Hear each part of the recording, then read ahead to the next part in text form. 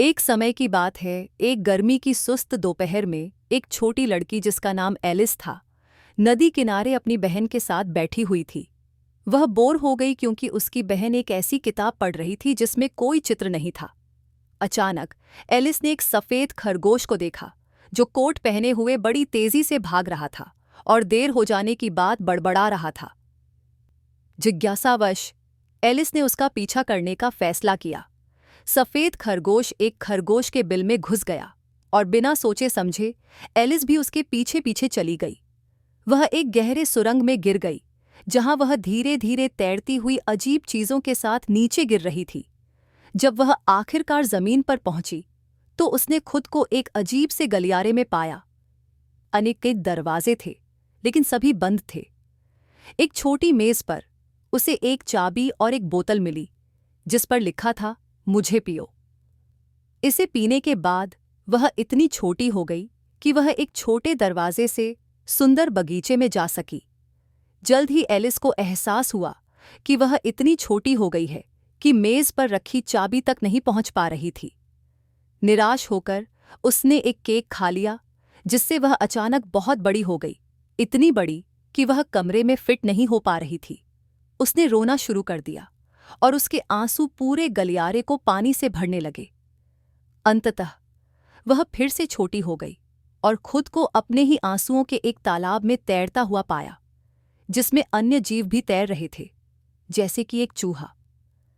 वे सभी किनारे पर पहुंचे और सूखने के लिए एक दौड़ का आयोजन किया, जिसमें कोई स्पष्ट विजेता नहीं था। फिर से सफ़ेद खरगोश दिखाई दिया, जो अब भी अपनी देरी की चिंता कर रहा था। उसने एलिस को अपनी नौकरानी समझ लिया और उसे अपने दस्ताने और पंखा लाने के लिए कहा। खरगोश के घर में एलिस ने गलती से एक और दवा पी ली, जिससे वह फिर से बहुत बड़ी हो गई और घर से बाहर नहीं निकल सकी। अंततः बाहर के जानवरों की मदद से वह फिर से सामान्य आकार में आ गई और अपनी यात्रा जारी रखी। एलिस ने अपनी यात्रा के दौरान एक कैटरपिलर से मुलाकात की, जो एक मशरूम पर बैठा हुआ हुक्का पी रहा था। कैटरपिलर ने उसे बताया कि मशरूम के एक तरफ खाने से वह बड़ी हो जाएगी और दूसरी तरफ खाने से छोटी। एलिस ने दोनों तरफ का थोड़ा सा खाया और आखिरकार अपने सामान्य आकार में वापस आ गई। इसके बाद एलिस की मुलाकात चेशायर कैट से हुई, जो अपनी मर्जी से गायब और प्रकट हो सकता था। कैट ने एलिस को बताया कि वंडरलैंड में हर कोई पागल है, जिसमें वह खुद भी शामिल है।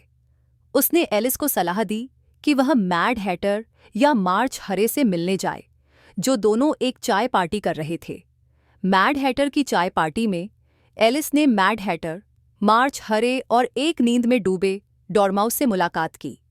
चाय पार्टी पूरी तरह से अव्यवस्थित थी, जिसमें बेमतलब की पहेलियां और बातचीत हो रही थी। एलिस उनकी पागलपन से परेशान हो गई और वहां से चली गई, रानी के बगीचे की तलाश में। अंत में एलिस उस सुंदर बगीचे में पहुंची, जिसकी झलक उसने पहले देखी थी। वहां उसकी मुलाकात हार्ट्स की रानी से हुई, जो एक अत्याचारी शासक थी और जिसे उसका सिर काट दो कहना बहुत पसंद था।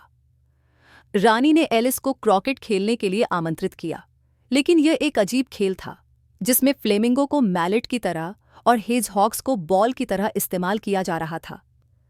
खेल जल्दी ही अव्यवस्थित हो गया, लेकिन एलिस किसी तरह रानी के गुस्से से बच गई। क्रॉकेट खेल के बाद एलिस की मुलाकात ग्रिफिन से हुई, जो उसे मॉक टर्टल से मिलने ले गया। मॉक टर्टल एक उदास प्राणी था, जिसने एलिस को समुद्र के नीचे अपनी शिक्षा के अजीब किस्से सुनाए। उसने और ग्रिफिन ने एलिस को लॉबस्टर क्वाड्रिल नामक एक मज़ेदार नृत्य भी सिखाया।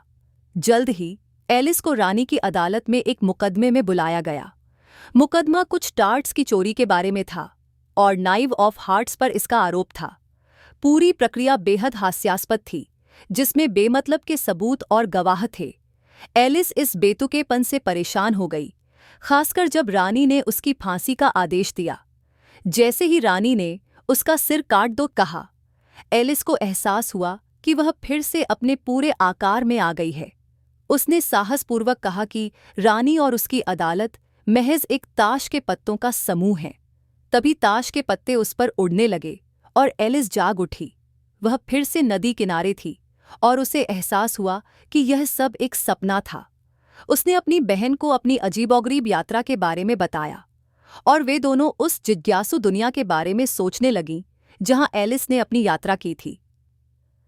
कहानी की शिक्षा। एलिस इन वंडरलैंड की कहानी जिज्ञासा, कल्पनाशीलता और हमारे चारों ओर की दुनिया पर सवाल उठाने को प्रोत्साहित करती है।